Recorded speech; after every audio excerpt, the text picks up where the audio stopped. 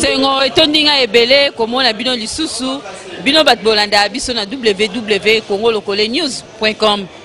Totamboli awa biso lelo tozana kati ya centre ville na kati ya Zandu.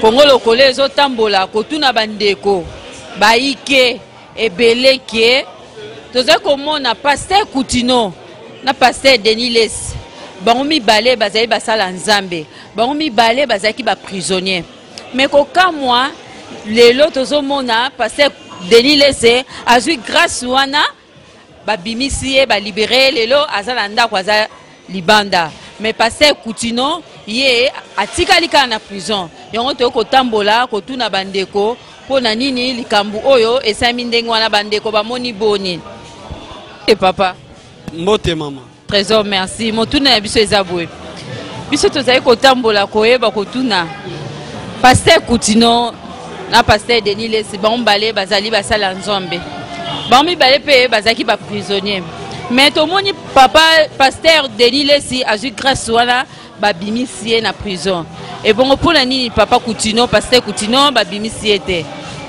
ya Anthony to eba pour nani bon d'après ngai on a olobela selon ngai hein d'après ngai ba arrestation que ça soit ya Koutino que ça soit ya Deniles c'est ça ba arrestation mo politique parce que ce ba arrestation mo on voit moro ya légal na ndenga malamu balingaki batika justice et ça musana ngo mais aussi longtemps justice na biso ya mboka et doit appartenir par un groupe de gens. Justice na biso ezala jamais indépendant. Ezala toujours dépendant. Yango zomona lelo Koutino azawana à prison tisiko. Mais pasteur Deniles il ba katela qui est 30 ans. Mais na moni ka sali 30 ans presque ba moi na moni mais ba bimisi.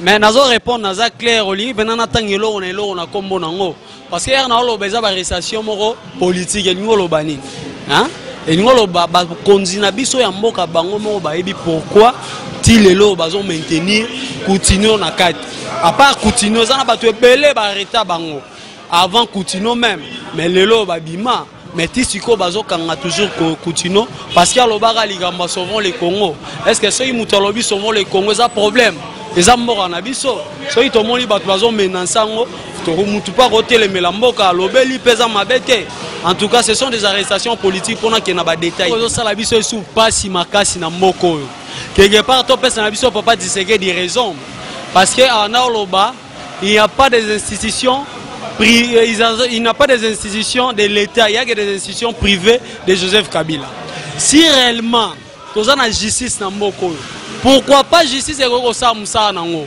en plus c'est là au moins to remarqué na mokoyo la plupart ya ba prisonniers de guerre ou ba prisonniers que ça soit des guerres oh na ba innocent oh ba kotsa bango na prison ba prisonniers on a nyonso so ba koti ko bima na bango ba bima ndenge ba kota raté muta o kota azaki o bela te e bima akomi lokola mutu mo zo bela donc on dirait ba bomie déjà ba bimisi akende okufa donc en tout cas justice na biso faut batelemela likambo yo totalaka tozwa soin ya ba prisonnier parce que ba prisonnier mingi yo ba koti na prison soyi ba bimi bazo bima mingi empoisonné eza ka ya Deniles akota ibongo te mais so tali Deniles sikoyo on dit muto akufa lobi donc elo na nyana bakisa yango wana en tout cas cité tu veux to ça c'est examen bien soyi Deniles souci bon idio mindongala souci pe soyi idio mindongala souci bon Koutino Koutino be souci donc faut total likamo malamu donc bazo injecter bango ba poison na kati ya prison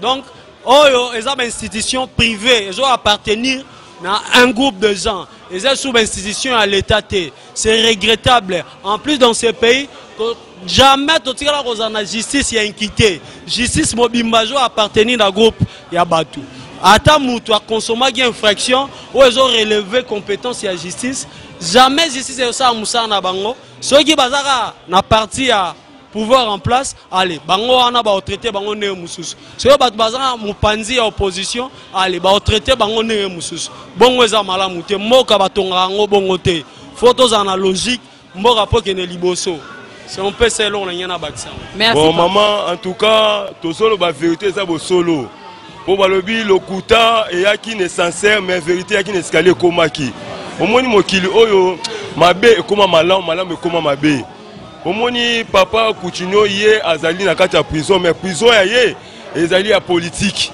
mais siko vie asalaki mabe ve Denis Les ya asalaki mabe asalaki vol siko ba condamnaki mais siko mokili ngo mabe ekoma malamu malamu ekoma mabe so lani majorité bata malamu nde baza na kati ya prison bata mabe nde baza libanda so lani bato ya mabe nde baza ne libanda majorité ne bata malamu bani na kati ya prison. En tout cas justice ne sala musala nango. Quand il parle de justice, il faut mettre en pratique. Pour maman, passe penza. En tout cas, passe maman. Malobo na loba, bon elle ça m'a peine en tout cas pour peuple a senti quelque chose. Pour passe maman nangai. Mais na osenga na gouvernement peuple azole la batika père wana pe Coutinho. En tout cas Nzambe asala rappel na bana na ye. Ozola Nzambe amona na raté mais amona à travers ya bateau. Ça sont beaucoup de gens qui sont Nzambe mais Nzambe tout le monde a arrêté.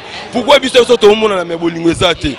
Il faut bolingo en tout cas papa il faut de luka solution. Merci beaucoup maman. Merci papa. Ezo sala biso pasi pe mawa mama komona mosala Nzambe monene asali mikole belé oyo kuta koti lobi lobi awa. Akoti kuta makambo o ba preuve ezali ki asala ki makambo ko songolo epesa ki biso soni. Lokwa mosala Nzambe batiki ye. Ebongo pasteur Coutinho asala nini aumeli pe mikole belé.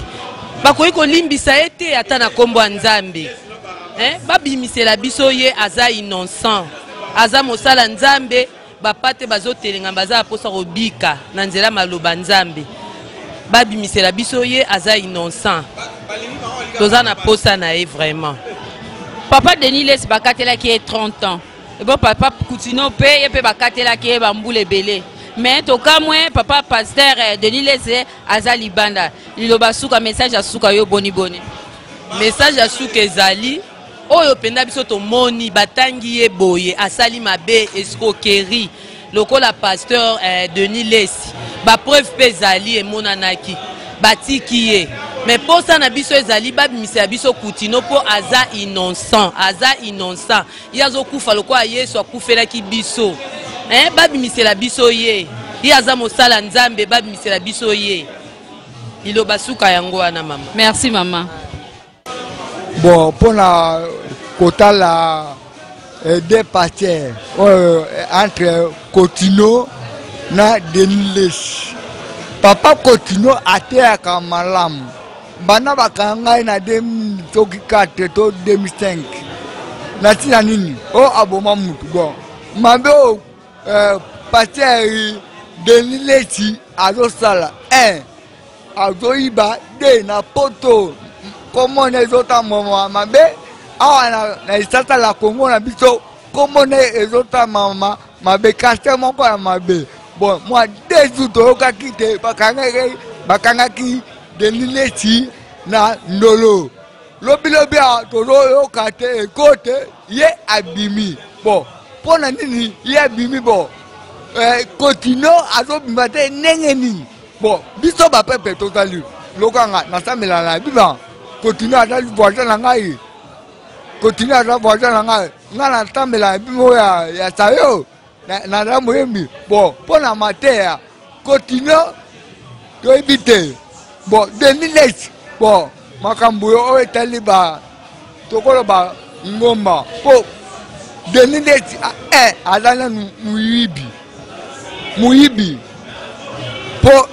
po ngai to na lobite balobite lelo de na tamela na Denis Les no lingangote po Coutinho adalena un grand pasteur banda bo mwana nga na ebite la Coutinho adaka déjà pasteur bon lelo Coutinho abimi na likambu nini Denis Les abimi na likambu nini Coutinho abima po na okakite Coutinho abimi na sepeli na nasima Coutinho abimi te omona mama.